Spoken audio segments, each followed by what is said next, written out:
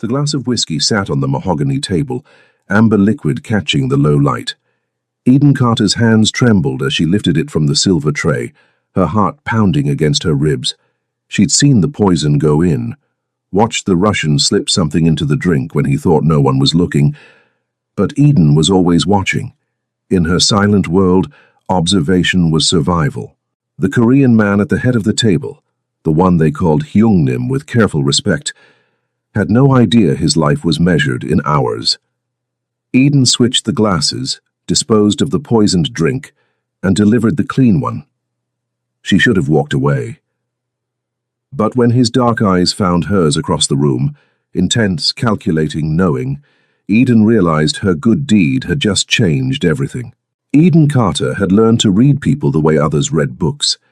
In the 18 years since her voice disappeared, stolen by trauma on a blood-stained convenience store floor when she was 8, she'd become fluent in the language of micro-expressions and body language.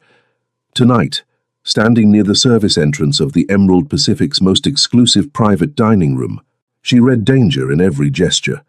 The host sat at the head of the table with commanding stillness, Korean, perhaps 34, dressed in a charcoal Tom Ford suit. His white dress shirt was open at the collar, 4 buttons undone, revealing a glimpse of a small tattoo on his neck. Korean script in elegant calligraphy, but it was his eyes that held her, dark, intense, missing nothing. 7 other men at the table were divided, 4 with him, sitting with relaxed military posture. 3 were different, Russian, cold and tense like people in enemy territory. The man across from the Korean host was older, grey-haired, with ice-blue eyes. Alexei Petrov. Something about the way they watched each other reminded Eden of 2 predators circling. 40 minutes into dinner, the grey-suited Russian excused himself. Eden tracked his movement automatically. He paused near the bar where drinks waited on a tray. That's when she saw it. His left hand reached into his jacket, withdrew something small, and with practiced speed, emptied it into one specific glass of whiskey. The Korean man's glass distinguished by 2 ice spheres. Eden's breath caught. The Russian returned to the table, satisfaction barely concealed on his face. She had 2 minutes. Every instinct screamed to look away, to stay silent. But Eden had watched her father die because someone chose not to intervene. She still heard the gunshot in her nightmares, still felt the scream that died in her throat. She moved. Tapping the server's shoulder, she scrawled on her notepad. Need to verify glassware quality. Hotel manager's orders. The server returned the tray. Eden identified the poisoned whiskey by faint residue on the rim, invisible unless you knew to look. She disposed of it and replaced it with a fresh pour. 2 ice spheres, identical placement. When drinks were delivered, the Korean man lifted his glass.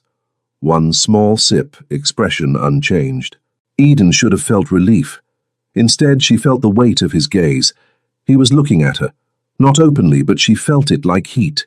His eyes had tracked her movement, noted her intervention, watched her hands shake. He knew something had happened. The dinner concluded with handshakes that looked cordial but felt like threats. As guests departed, Eden began her post-event check. Miss Carter. The voice came from behind her. She turned to face a younger Korean man with sharp features. He showed her his phone. Mr. Choi would like a word. Please follow me. Eden's stomach dropped. She pointed to her coordinator badge, tried to indicate she had duties. He typed again. Not a request. They walked through private corridors to an elevator requiring a key card, then to a penthouse office. Floor-to-ceiling windows, museum-quality furniture, and technology suggesting serious work.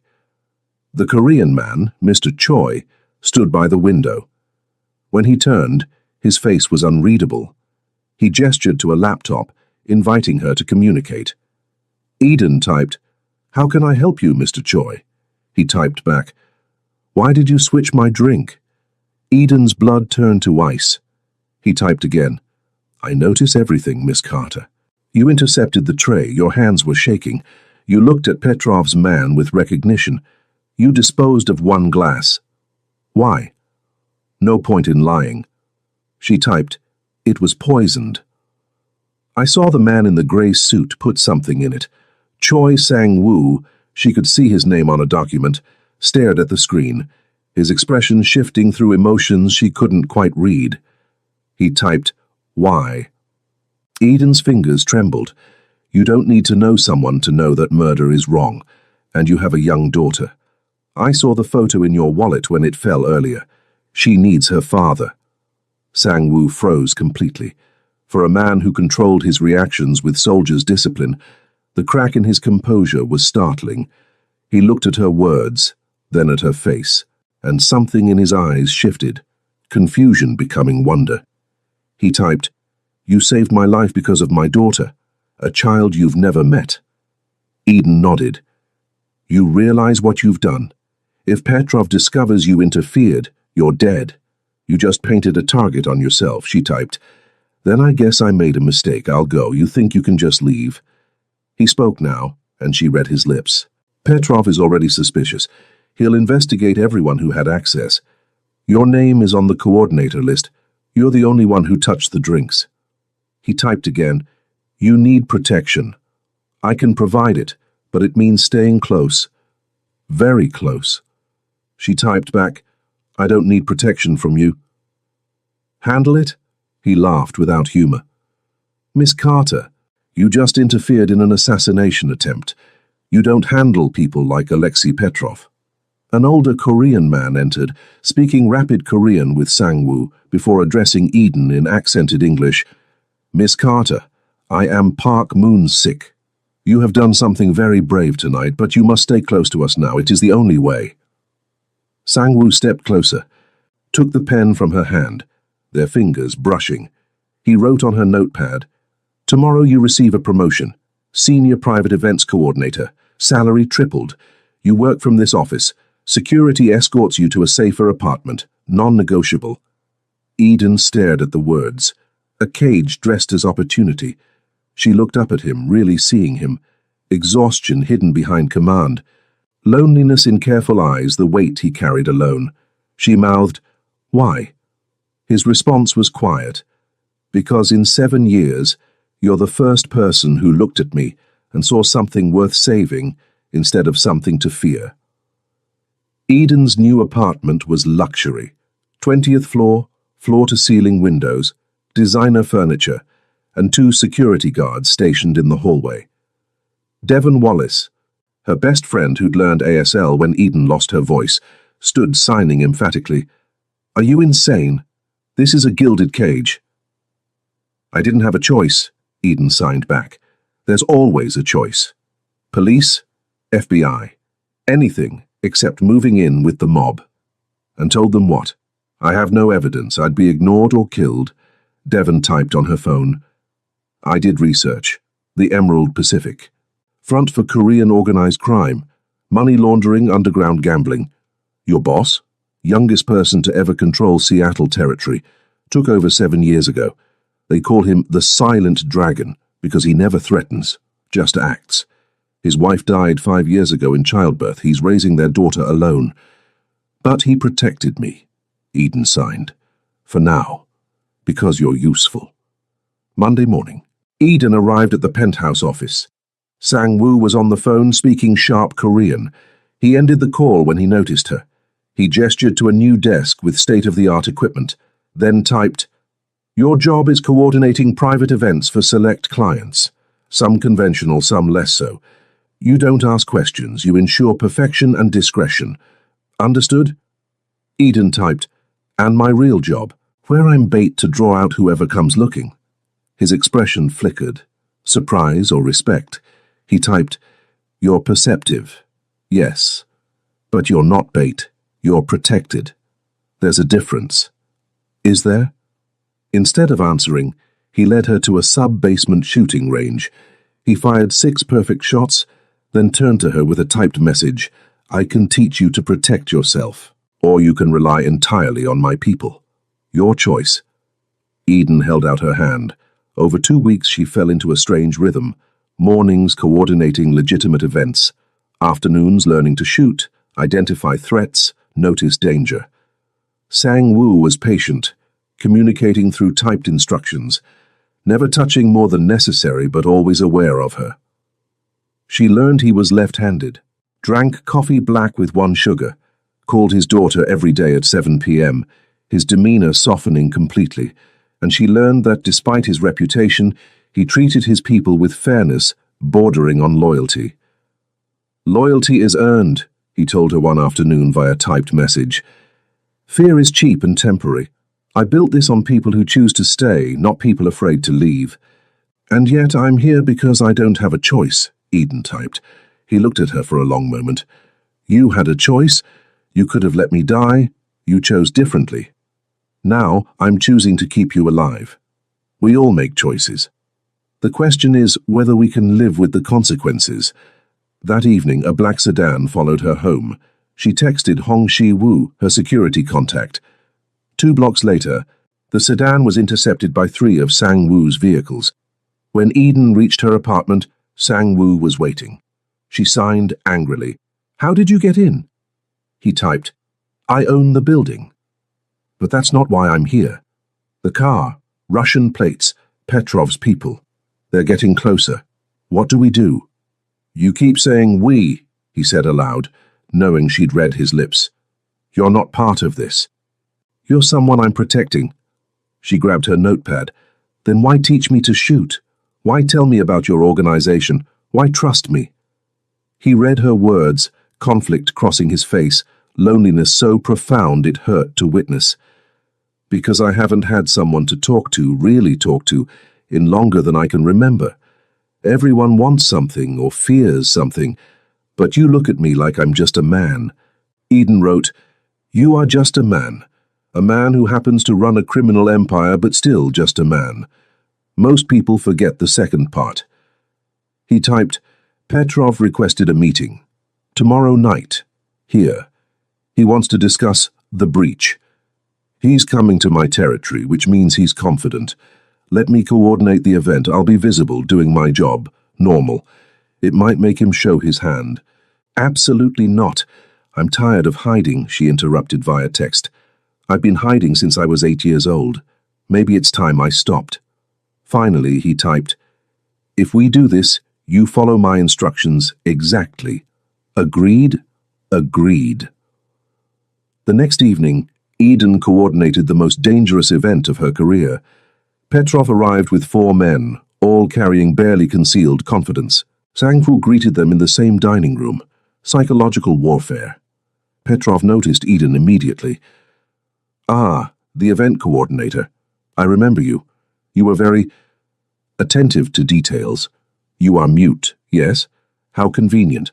One who cannot speak, cannot repeat what they hear." Sang-woo's voice cut like ice. "Miss Carter's professionalism is beyond question. Shall we begin our discussion?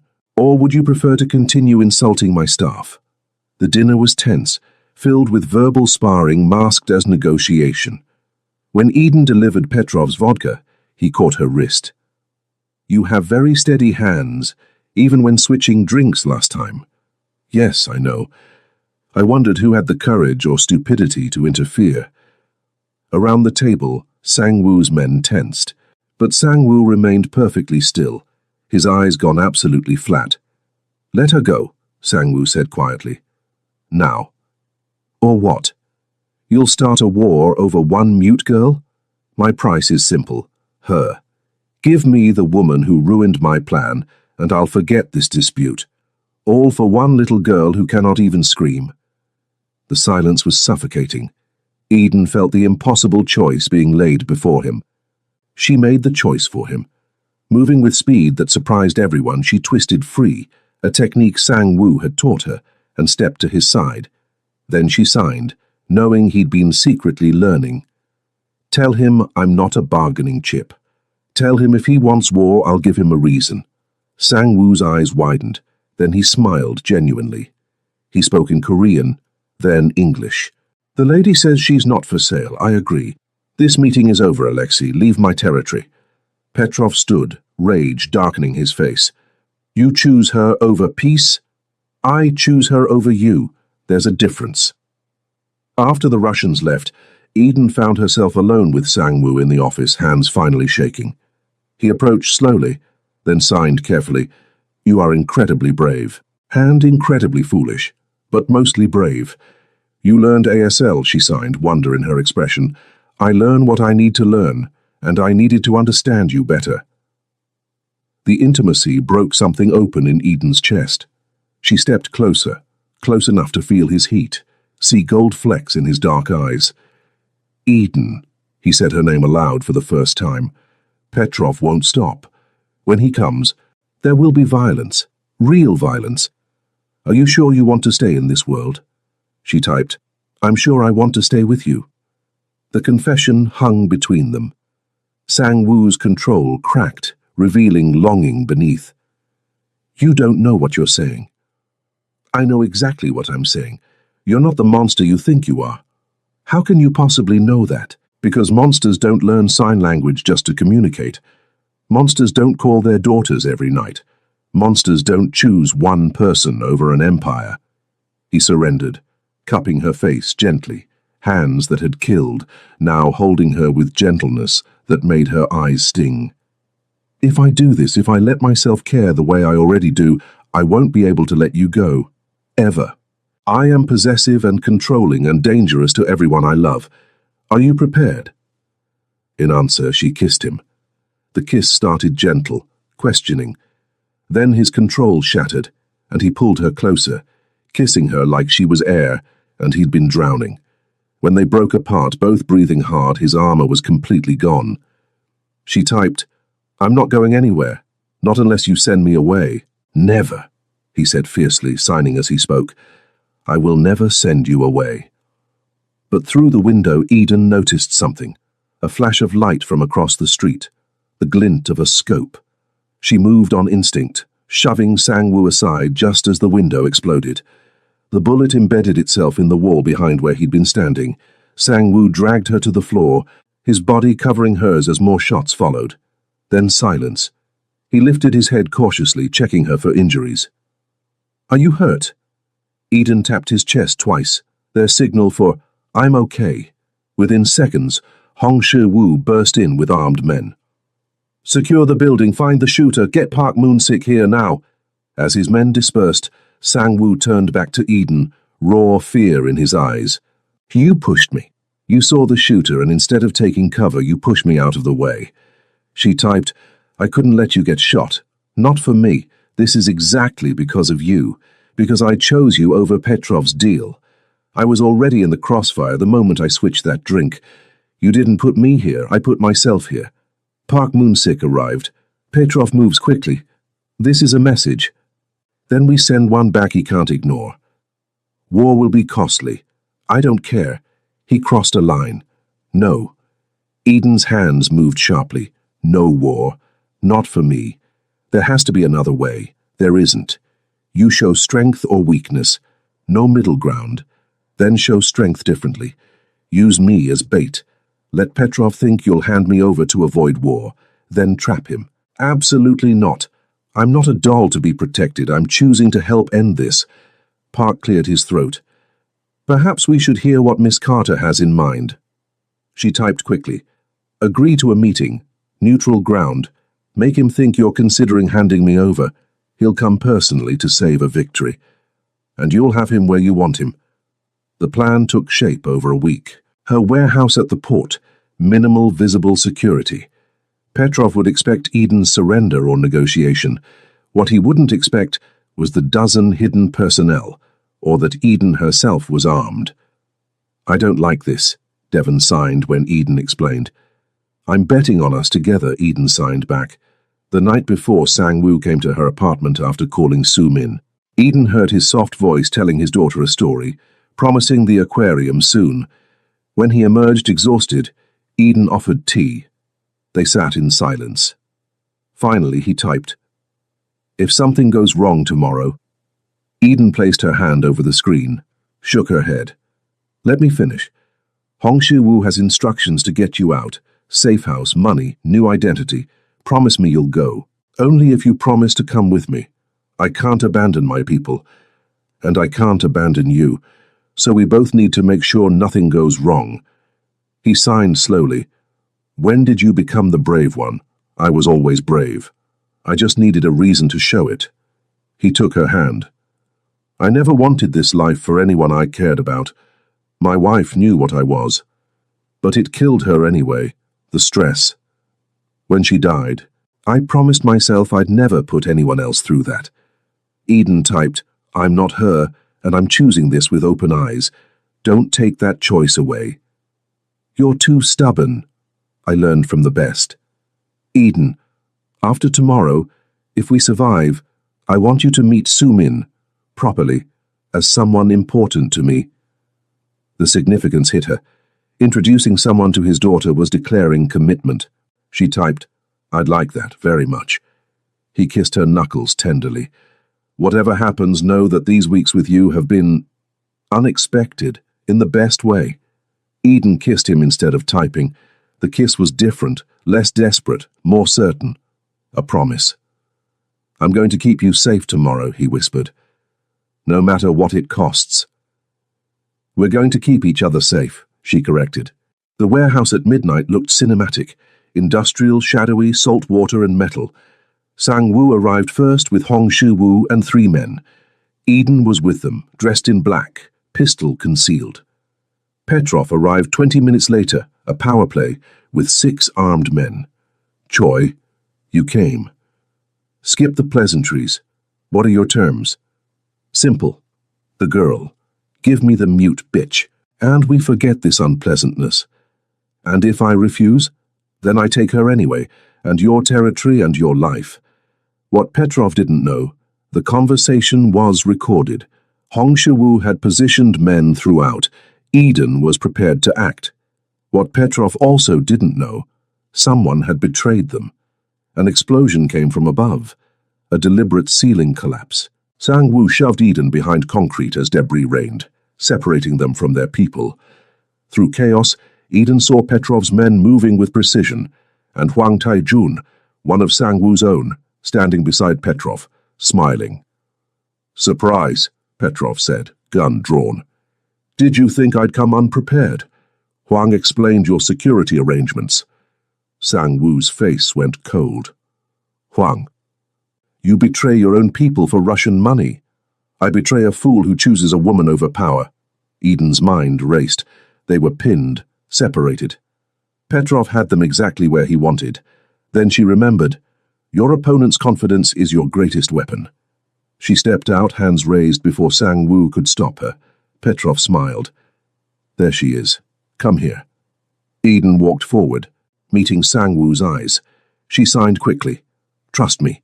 Within reach, she did what he didn't expect. She pulled her gun and fired, not at Petrov, but at chains holding a suspended container above Hwang and 2 of Petrov's men.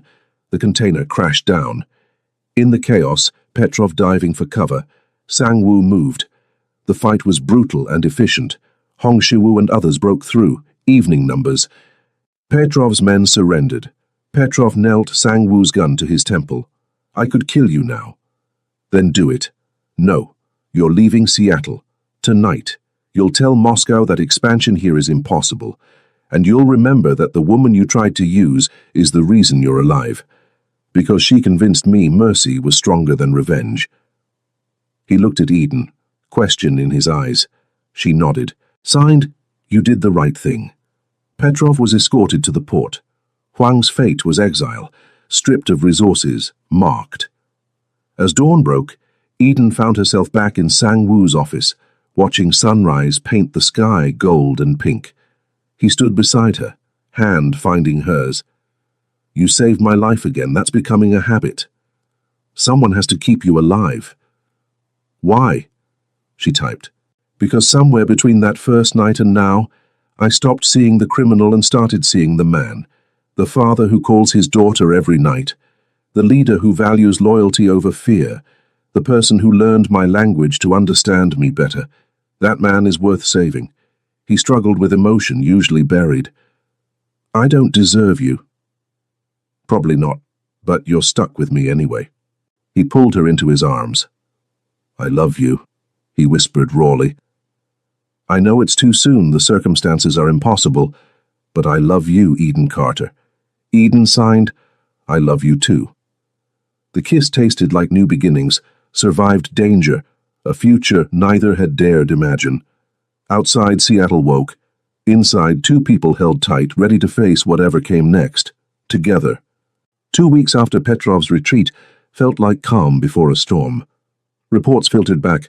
Petrov was in Moscow, wounded pride too deep to let rest permanently. Eden had moved into Sang-woo's penthouse residence, both practical and personal. The morning Sang-woo introduced Eden to Sumin, Eden's hands shook more than facing Petrov. The 5-year-old had her father's dark eyes and solemn expression too old for her years. Yellow dress, pigtails. She studied Eden carefully. A child who'd learned people left. Sang-woo knelt to her level, speaking gentle Korean. Eden caught the important words. Friend. Special. Trust. Sumin approached cautiously, then signed carefully. Hello? Daddy taught me to talk with hands. Eden's heart melted. She signed back. Hello, Sumin, wonderful to meet you. The little girl's face transformed with a smile. You can teach me more signs. I can teach you lots. Watching them, Sang-woo felt a knot loosen, the fear that Sumin would never have a maternal figure she could trust. They spent the afternoon together. Eden taught signs for colors, animals, foods. Sang-woo prepared lunch, Korean dishes mixed with soul food recipes Eden had taught him. The fusion felt symbolic, but beneath contentment, danger built. Dr. Patricia Moore, Eden's childhood therapist, requested an urgent meeting. Eden, Dr. Moore said carefully, I need to talk about your mutism. I've always believed it was psychological rather than physiological. Your vocal cords are healthy. Eden knew this. The inability to speak wasn't about capability.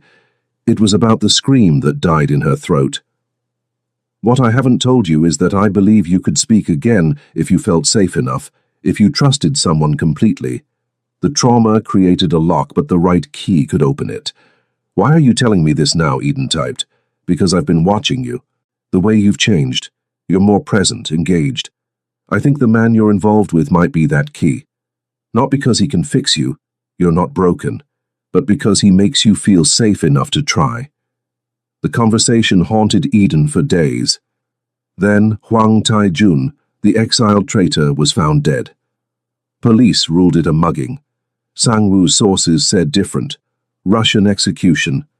A message. They're tying up loose ends, Park Moon-sik explained. Hwang knew too much. Petrov's eliminating anyone who could expose what he learned. Which means he's planning something, Sang-woo concluded, hand finding Eden's under the table.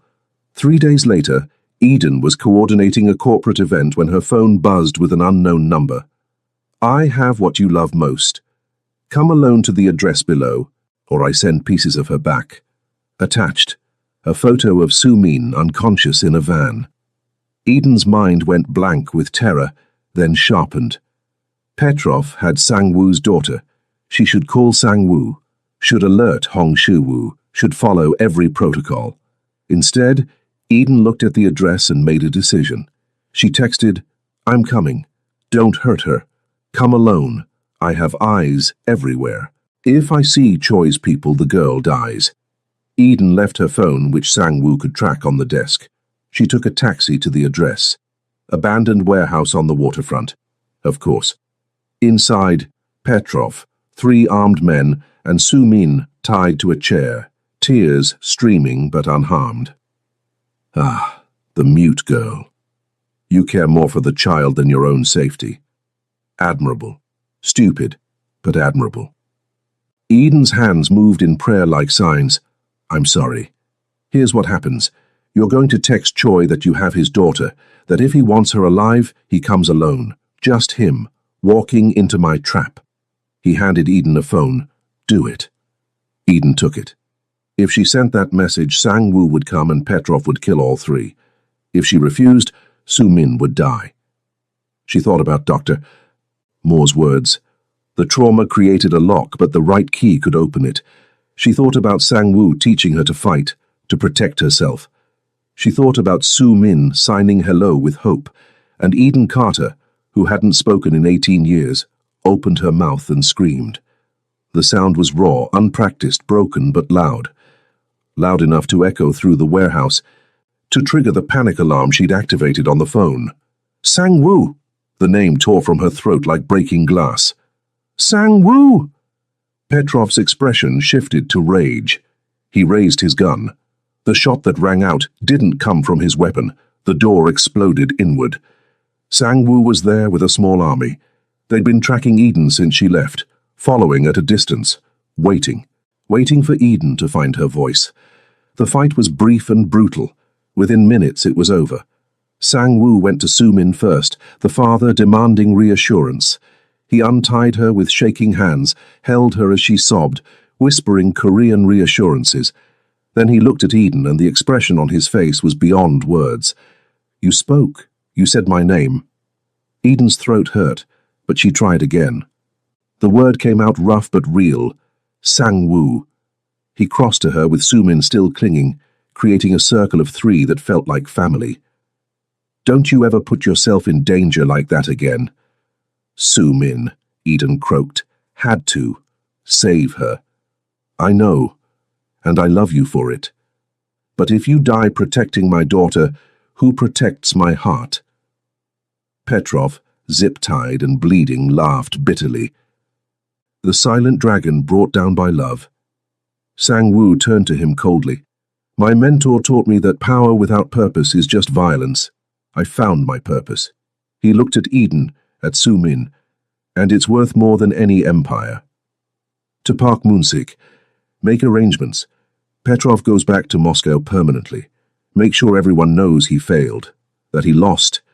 That touching my family again means total war. As Petrov was dragged away, Eden felt the crash hit. Her legs gave out, but Sang-woo caught her. Your voice, after all these years. Not. All the time, Eden managed. But when it matters. Soo-min reached out to touch Eden's face gently. She signed, You're brave. Like a princess. Eden signed back, then forced words. Not princess. Just someone who loves you both. They stayed there as sirens began, as the danger finally truly passed.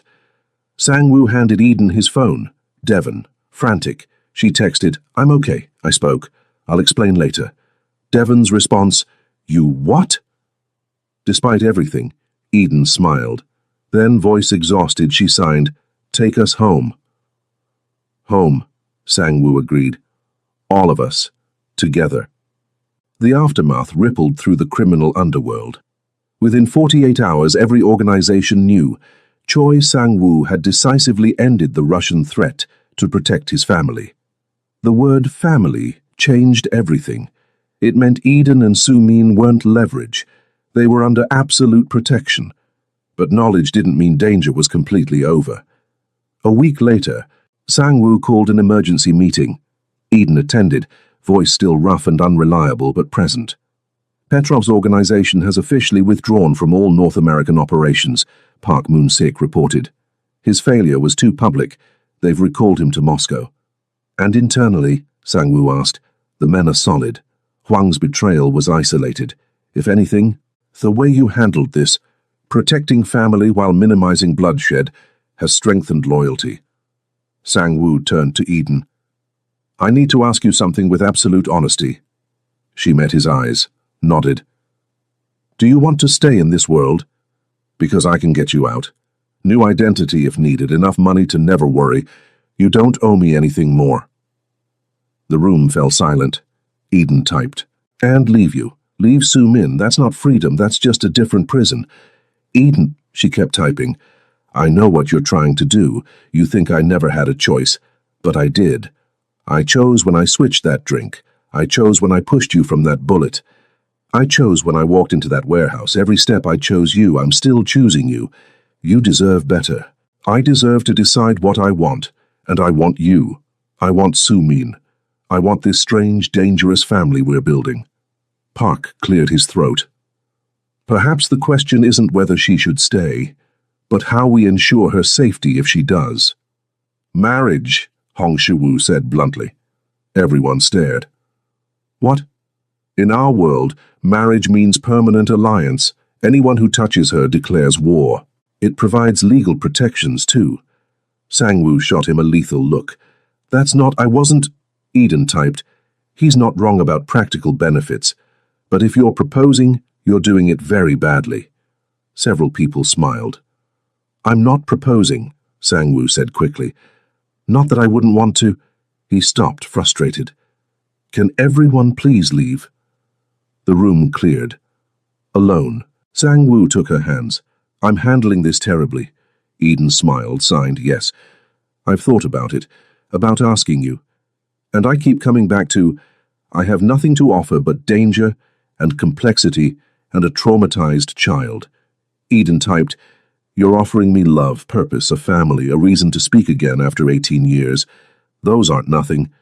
But you could have those things with someone normal. I don't want normal, I want you. Why me? She typed slowly, because you see me.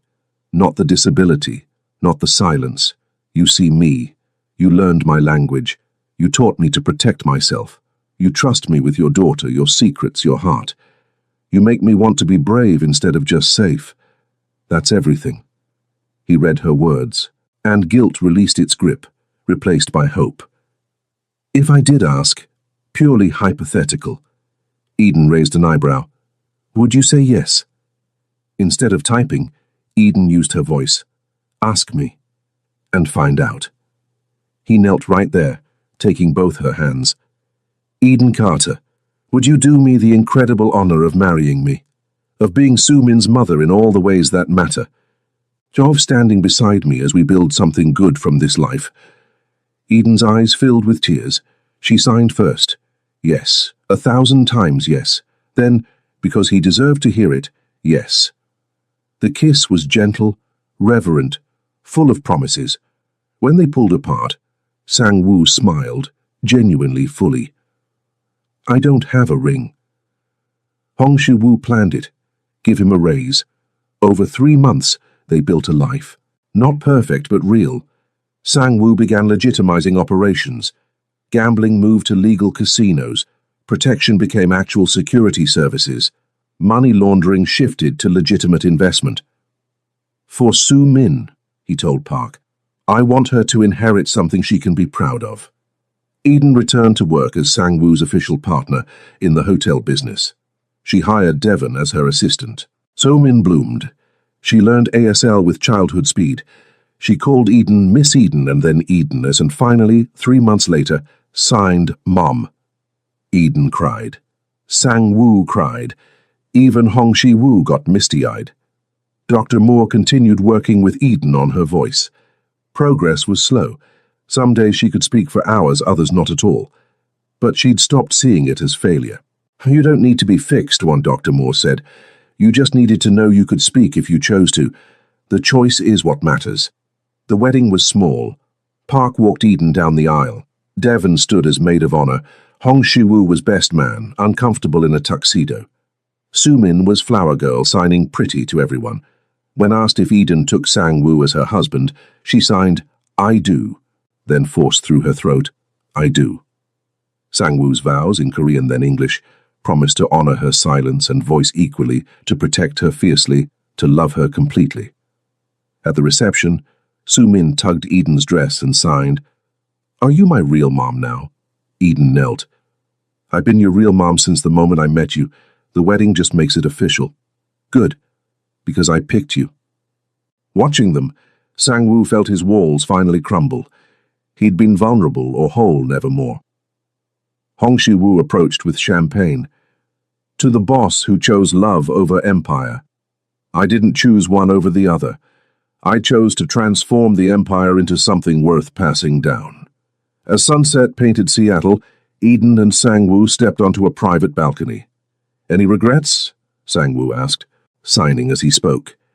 Eden shook her head, then used her voice, clearer now. Not one, you? Only that I didn't find you sooner. We found each other when we needed to. He pulled her close, and they stood as evening descended, 2 people who'd found exactly what they'd thought they'd lost forever. 18 months later.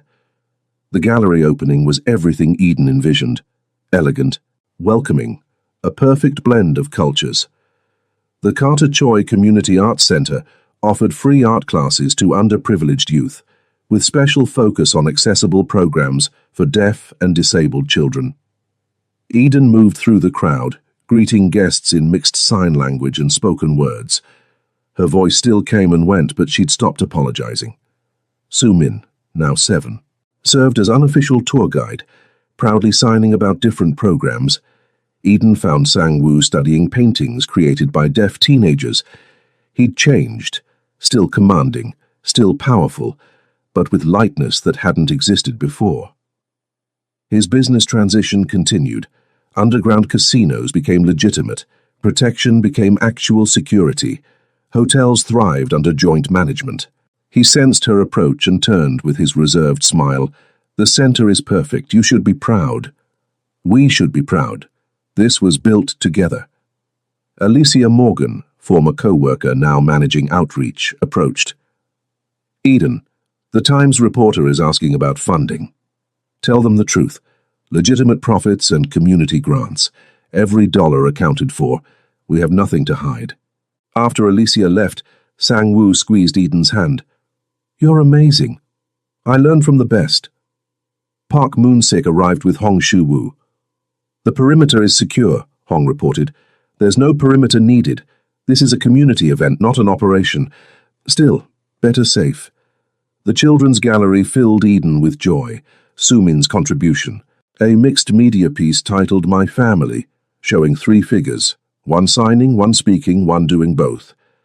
"It's us," Sumin signed proudly. "You talk with hands and words. Daddy talks with words and hands. I talk with both because you taught me." Eden pulled her daughter close because that's what Sumin was now, legally and emotionally. Adoption finalized 3 months prior. As evening wound down, Eden stood with Sang-woo on the roof terrace. Sumin slept in a corner, watched by Hong Shi-woo. "Do you ever think about that first night?" Sang-woo asked quietly. "Sometimes, but I try not to focus on what could have been. This, us, Sumin, the center, the life we're building, this is what matters." He took both her hands. "When my wife died, I thought that was it. That I'd raise Sumin and run my organization and never feel anything real again. And then you switched that drink." He paused. "You didn't just save my life that night. You reminded me I had a life worth saving. You saw a monster and treated him like a man. You gave me a family I thought I'd lost forever." Eden signed. "You gave me a voice, literally and figuratively. You taught me I could be strong and soft, silent and heard, broken and whole all at once." "We saved each other," Sang-woo said softly. "We did," Eden agreed. Behind them, Sumin slept peacefully. Beyond stretched Seattle, their city, their home. "I love you," Sang-woo said in Korean, then English, then sign language. Eden responded in kind. "I love you too." They kissed as city lights glittered, 2 people who'd found each other in unlikely circumstances and built something beautiful. The mute black girl who'd switched to drink, the Korean Mafia boss who'd frozen when he realized why. Neither perfect, both transformed. Together, unstoppable. And in the center named for both families, in the community they were building, in the daughter they were raising together, their legacy wasn't violence or silence. It was hope, redemption, and love that conquered every obstacle.